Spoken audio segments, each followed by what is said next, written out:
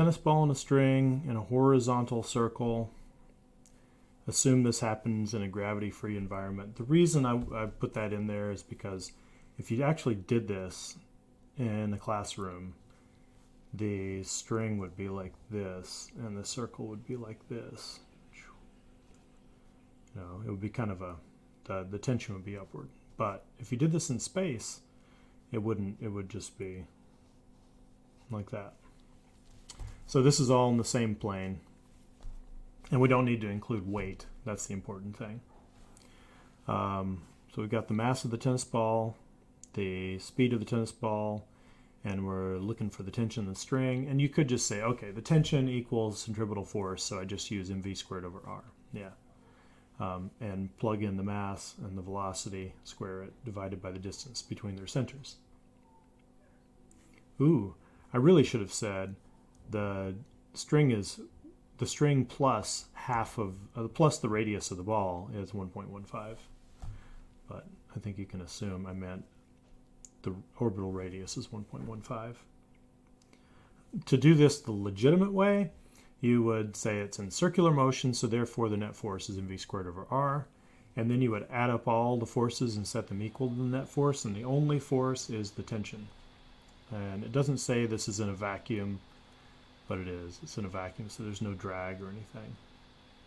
So that means tension equals mv squared over r. The only thing hard about number 2 is getting the right radius, the right distance between their centers. So you add the two radii together, 0.25. Don't forget to square it.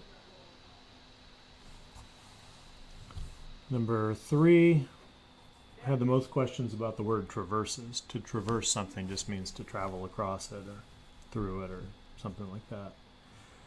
So a car is going through a loop-the-loop with the 5-meter radius. It is loop-the-loop, by the way. A lot of people want to call it loop-de-loop, which I might prefer, but I've looked it up and it seems to be loop-the-loop. Maintaining a constant speed the whole time. So it's a uniform circle, which means that the net force is mv squared over r. The question is about the top of the loop. When the car is at the top of the loop, the net force is negative mv squared over r because it's toward the center. Let's see. We're told that the normal force at the top is 5,000. So what's the car's speed? All right. So the individual forces acting on the car are the car's weight and the normal force, and that's it. And they're both negative because they're downward. So I've set negative mv squared over r equal to negative mg minus normal force. And done some algebraic stuff. Looks like I multiplied both sides by r, divided both sides by negative m, and that's how I got this. Then took the square root of both sides. Oh, and I also did some, no, I didn't do any factoring. So finally, in the end, I had solved for v, and I plugged in mass, or the radius, and the mass again, g, and then the normal force. So it's 8.1.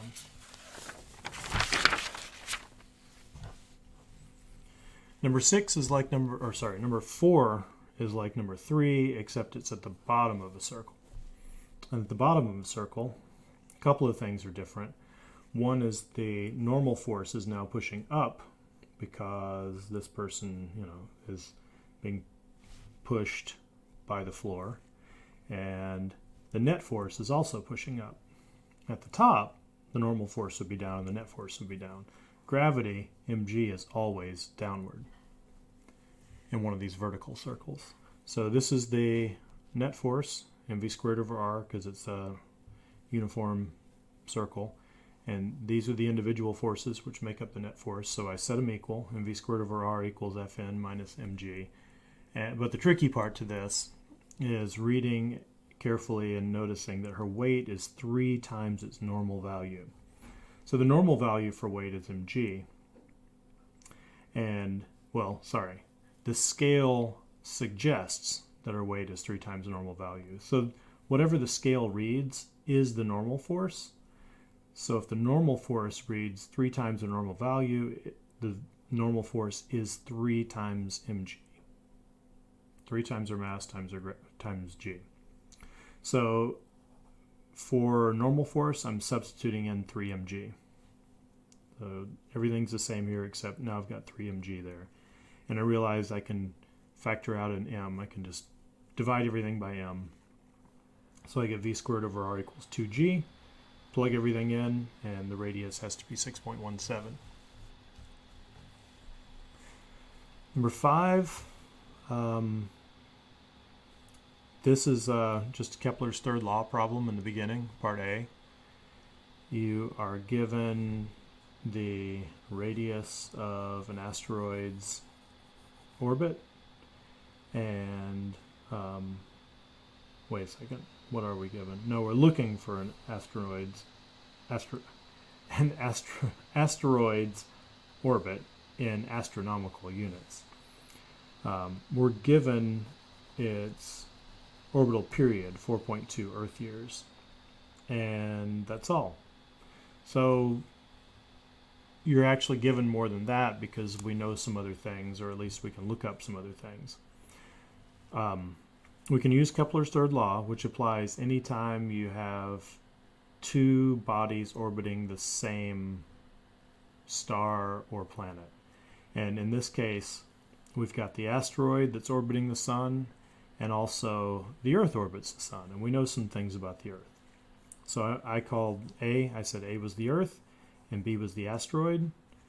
So for RB, I don't know what that is. Ooh, this should be cubed. Nobody's mentioned that yet. For the orbital radius of the Earth, it's 1 AU. That's the distance between the Earth and the Sun. And the period of the Earth is 1 year. It takes 1 year for the Earth to go around the Sun. The period of this asteroid is 4.2 years.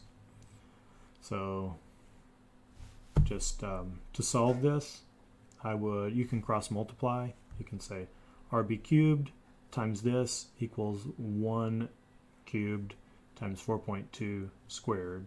And then you'll need to divide both sides by 1 squared to get RB cubed. And then after that, you take the cube root of both sides, and you should get 2.6. Sorry, I didn't do a great job explaining that. B, the asteroid speed. Keep this in your toolkit here. If we're talking about period, how long it takes something to go, to orbit something else, you can use Kepler's law for that, but you can also just use this simple relationship, rate times time equals distance, or rate equals distance over time. And if we know that the distance that something travels as it goes around is the circumference, which is 2 pi r, then we can say that the velocity equals 2 pi r over the period. And we're already given the period in Earth years.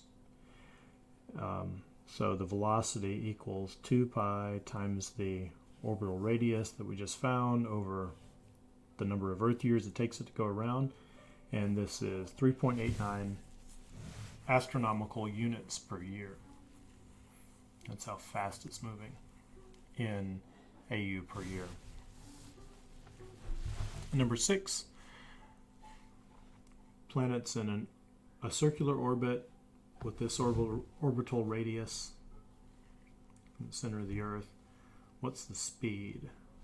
So you can use this formula. Velocity equals the square root of big G times the mass of the planet that's being orbited, which would be the Earth, over r, which would be the orbital radius. And right here, given the mass of the Earth, 5.97 times 10 to the 24th. So that's where that comes from.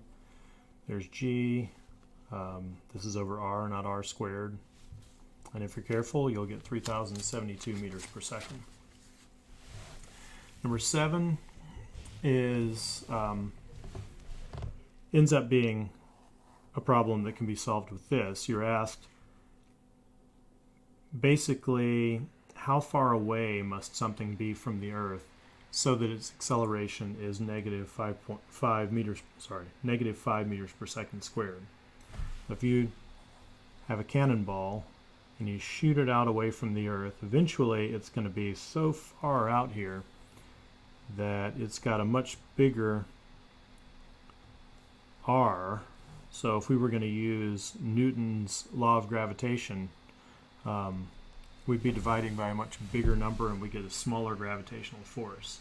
So that's going to change the value of little g.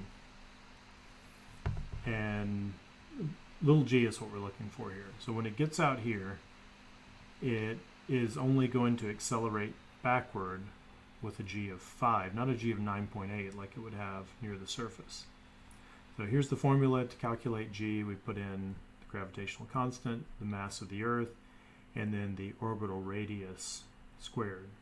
So you do all this, and when you find the orbital radius, it's 8.92 times 10 to the 6th meters. But that's not really what it was asking here. It said, to what altitude would you have to shoot a cannonball so that it would begin to free fall back to the Earth? So this would be the orbital radius when the cannonball is at a height where it would have that acceleration. But that's not the altitude. Orbital radius equals the radius of the Earth plus the altitude. So if I want the just the altitude, I need to take the orbital radius and subtract the radius of the Earth. So the radius of the Earth, you can look up right there.